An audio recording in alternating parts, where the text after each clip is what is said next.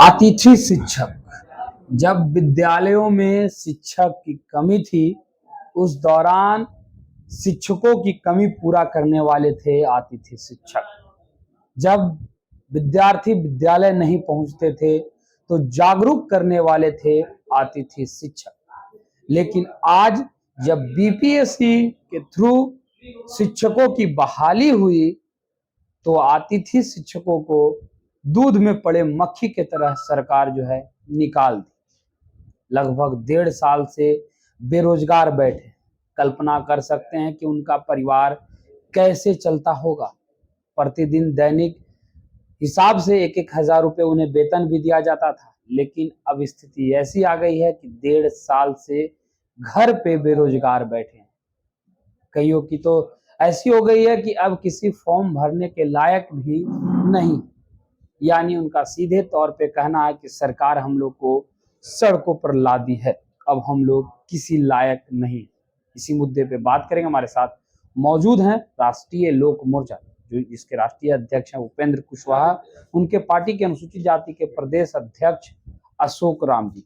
अशोक जी, 6 साल तक जबरदस्त दूहे आप लोगों ने, शिक्षा विभाग उनका भरपूर उपयोग की, लेकिन अब जो है उन्हें दूध में पड़े मक्खी की तरह निकालकर फेंक दिए हैं। कहां तक जायज है ये? देखिए, आप जो कह रहे हैं कि जो उसमें हमने उनको दोहन किया, ऐसा बात नहीं है। हमने तो उनको शिक्षक थे तो शिक्षा के रूप में उनको बढ़ाने के लिए लगाया है सरकार ने। और अब जो बातें आ रही है आपके माध्यम से और मीडिया के माध्यम से आ रही है कि उन लोग को बाहर निकाल दिया गया है। अब बाहर निकाल दिया, बिल्कुल। अभी वो पद पे नहीं है लोग। हाँ। तो ये कहना चाहेंगे कि ये नीतीश सरकार है यहाँ बिहार में, और हाँ। नीतीश सरकार नौकरियों की झड़ी लगा रखी है। आपने खुद अभी कहा कि सरकार बीपीएससी द्वारा एग्जाम लेकर के लोगों को क्वालिटी के साथ ये लोगों को शिक्षा देने का काम कर रहे हैं। मुझे लगता है कि जिस टीचर की बात कर रहे हैं, शिक्षा की कार्य कर रहे हैं, जो गेस्ट टीचर थे, बहुत सब लोगों को नौकरी भी लगा होगा इसमें। इस चीज को मानना पड़ेगा। कुछ लोग रह गए होंगे, शायद उसमें एग्जाम चाहे तो उसका एज नहीं रहा होगा, या किसी कारण से फॉर्म नहीं भर पाए होंगे, तो वैसे ही टीचर रह गए हैं। और नहीं तो टीचर कहीं बेरोजगार नहीं होते हैं, ये आप जानते हैं। लेकिन एक चीज आश्वासन देना चाहते हैं आप लोग के चैनल के माध्यम से कि बिहार सरकार किसी को बेरोजगार बनाने वाली नहीं है, और जो बेरोजगार है उसको रोजगार मिलेगा, क्षमता के अनुसार उनको भी कुछ ना कुछ अच्छा मिलेगा। इसलिए निराश ना हो और सब कुछ बढ़िया होने वाला उन लोगों को। लेकिन अगर बात की जाए तो कोर्ट ने भी आदेश दे दिया है, ठीक है, कोर्ट ने भी कहा है कि उनकी नियुक्ति पर विचार किया जाए।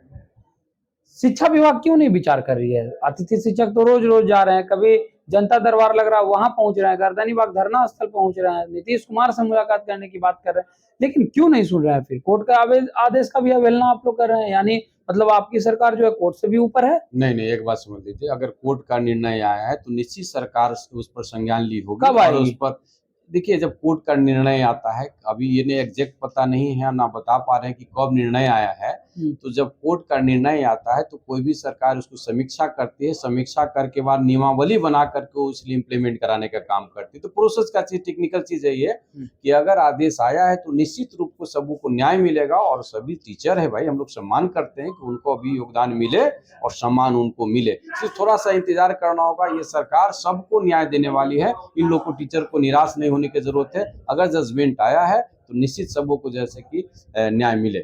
उपेंद्र कुशवाहा क्या बात रखेंगे नीतीश कुमार के समक्ष अतिथि शिक्षकों का? क्योंकि जो शिक्षा राज्य मंत्री हुआ करते थे, एनआईओएस डीएलएड अभ्यर्थियों के लिए लड़े, आज अतिथि शिक्षक भी रोड पर है।